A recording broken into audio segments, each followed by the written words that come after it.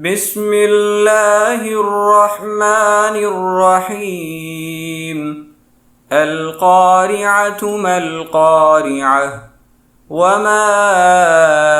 أدراك ما القارعة يوم يكون الناس كالفراش المبثوث وتكون الجبال كالعهن المنفوش فأما من ثقلت موازينه فهو في عيشة راضية وأما من خفت موازينه فأمه هاوية وما أدراك ما هي نار حامية